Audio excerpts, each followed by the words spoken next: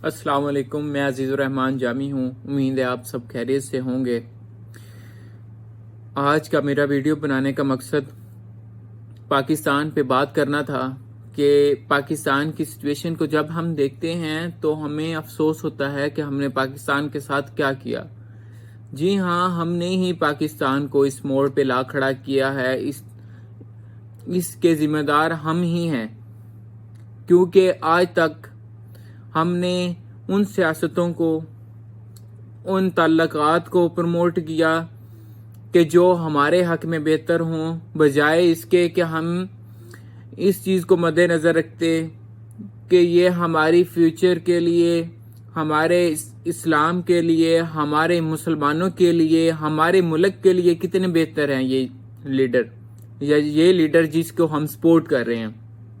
बजाय इसके हम ये देखते रहे कि ये लीडर जिसको हम सपोर्ट करने जा रहे हैं, ये हमारा थाने कचहरी का काम निकलवा सकता है, हमें थाने से हमारा पर्चा खारिज करवा सकता है, हमारे केसेस जो कचहरियों में पेंडिंग पड़े हैं उनका सलूशन निकलवा सकता है। इन चीज़ों को हमने मद्देनज़र रखते हुए अपने वोट को ज़ाया किया।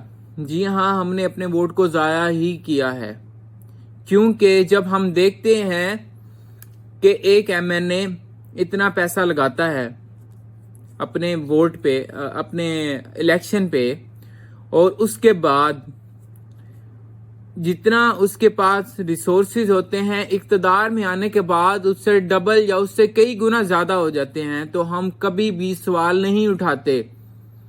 बल्कि ये एमएनए तो बस अब आएंगे, इलेक्शनों के दिनों में आएंगे, आपसे बातचीत करेंगे, मिलेंगे जुलेंगे, बैठेंगे, और हमदर्दियां तब तक हैं जब तक के वोट नहीं कास्ट हो जाते। वोट के दिन के बाद आपको एक भी बंदा नजर नहीं आएगा।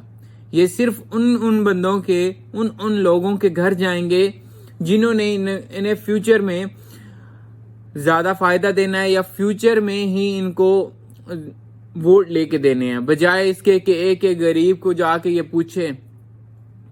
एक मैं इधर मिसाल रखता हूँ, हमारा इसमें बहुत कंट्रीब्यूशन है हमारा भी, कि हम खुद नहीं सियासतदानों से, खुद नहीं लीडरों से पूछते कि भाई ये पहले तो आप इतने रिसोर्सेज के मालिक थे, अब इतने मालिक हो गए तो आपके पास ये पैसा कहाँ से आया। पहले आपके पास एक गाड़ी थी, अब आपने एक नई गाड़ी ले ली, तो ये कहाँ से ले ली। तनख्वाह तो आपकी 50,000 है, लाख है या 2 लाख है, उसमें ये 2 या 4 या 5 करोड़ की गाड़ी कैसे आ सकती है। कभी हमने ये पूछा नहीं, क्योंकि हम खुद भी तो अंदर से करप्ट है ना।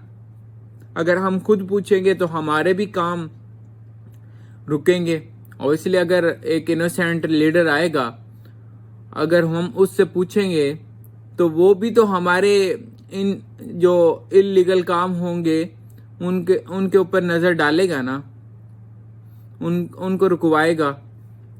तो इधर मैं एक मिसाल रखता हूँ। हज़रत उमर रज़ियल्लाहु ताला अन्हु मस्जिद में आए तो उनका जो लिबास था वो एक चादर से नहीं बन सकता था, लेकिन उन्होंने लिबास पहना हुआ था।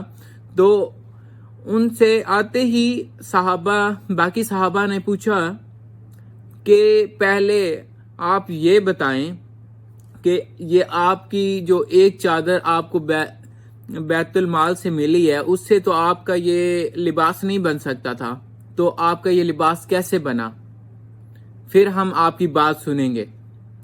तो उन्होंने फरमाया कि इसका जवाब मेरा बेटा अब्दुल्ला देगा। तो हजरत अब्दुल्ला रज़ियल्लाहु ताला अन्हु ने फरमाया कि जो मेरे हिस्से की चादर मुझे मिली थी, मैंने वो भी अपने बाबा को दे दी कि ये आप अपना लिबास बना ले।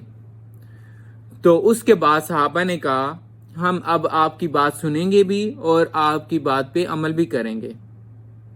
तो खुदारा उन बंदों को, उन लीडरों को प्रमोट करें कि जो उस इक़्तिदार के अहल हों ایماندار ہوں، بجائے اس کے کہ اپنی یاریاں پالی جائیں، اپنے تعلقات بڑھائے جائیں، اور اس سے بھی زیادہ اپنے انفرادی کاموں کو نکلوانے کے لیے ان کو پروموٹ کیا جائے۔ جزاک اللہ۔ امید ہے آپ سب میری اس بات پہ ضرور غور و فکر کریں گے۔ جزاک اللہ۔